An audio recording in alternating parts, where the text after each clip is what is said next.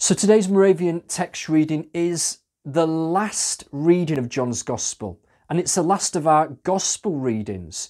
It's John 21 verse 15 through to the end of John's Gospel.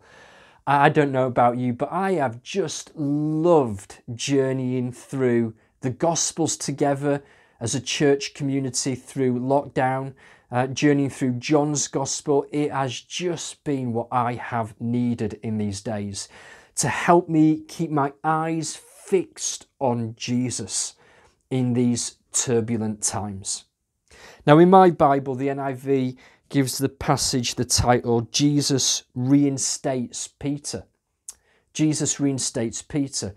The significance of the passage is that for each of the 3 times that Peter denied Jesus, for the 3 times that Peter said, "I do not know Jesus," for each of those times, Jesus invites Peter to say publicly, "Jesus, I love you."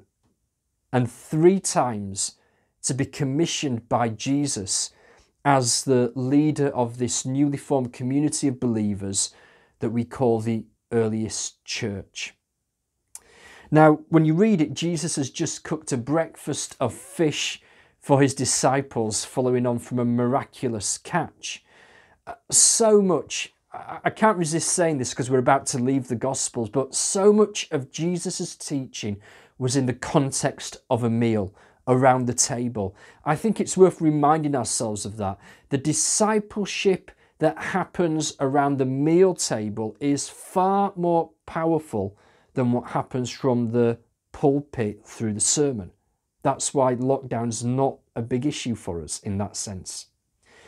And there's a number of things happening here in Jesus's interaction with Peter that get a little bit lost in translation in the English that make more sense in the Greek. So let's just dig in. For example, when Jesus says, "Peter, do you love me?" Jesus uses that word agape for love, or agape. At least for the first 2 times, Jesus says, "Peter, do you love me?"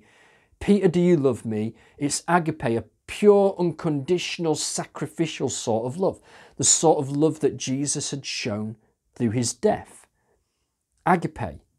But when Peter says, "Lord, you know that I love you," Peter doesn't use that word. He uses the Greek word phileo. He's saying, "Jesus, I love you like a brother, with brotherly love." And I'm not sure why Peter doesn't use agape here. If you've got a great answer, a great revelation to that, post it in the comments. I'd love to read it. But one of the ways of understanding it is this, and I think it fits so much with the context of Jesus prophesying Peter's suffering ahead. And it's that agape is sacrificial love. Jesus is saying, "Peter, do you love me enough to suffer and die for me?" And the humbled Peter, the once cocky Peter, now brought down a peg or 2 through his failure, he answers Jesus honestly. He doesn't overstate it as he's so often done in the past. "Jesus, I love you like a brother, but I'm not sure right now, Jesus, if I can honestly say that I love you enough to suffer and die for you." After all, when push came to shove, Peter had just a few days before denied Jesus. Who knows? But what's lovely here is that the 3rd time that Jesus says to Peter, "Peter, do you love me?" on that 3rd occasion, he doesn't use agape, he uses phileo, the word that Peter had used. It's almost like Jesus is coming down to Peter's level. He's lowering the bar for Peter in a permissive way. Such was his grace and forgiveness towards Peter in this moment. And if you think about it, Peter's love for Jesus, this filial brotherly love, that would be enough. The Spirit would fill Peter and empower Peter to make him bold enough to be a witness, bold enough to endure persecution, bold enough to suffer in his name.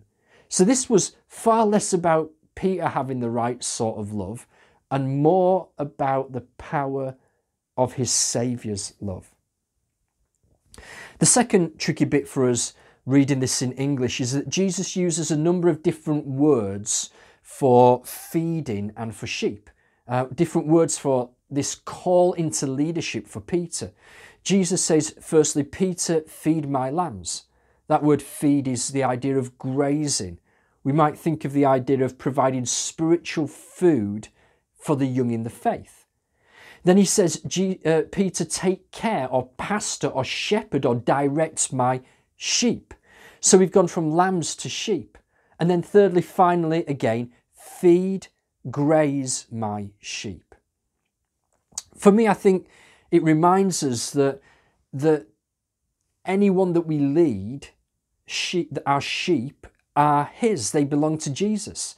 That's true of anyone that we lead in any context, especially parents of our kids. They belong to him first and foremost. They're his. I think it also speaks of that leadership journey of taking people into maturity from lambs to sheep. That's the role of leadership in every context. You have to more actively feed lambs, but sheep only need being led to pasture. They can feed themselves. Of course, even an old sheep needs the shepherd's feeding and teaching from time to time. That's the third thing that Jesus says. Finally, very quickly, just a quick point on verse 21, because I always find this so challenging. Jesus has told Peter that he's going to suffer and die. And Peter says, Jesus, what about him?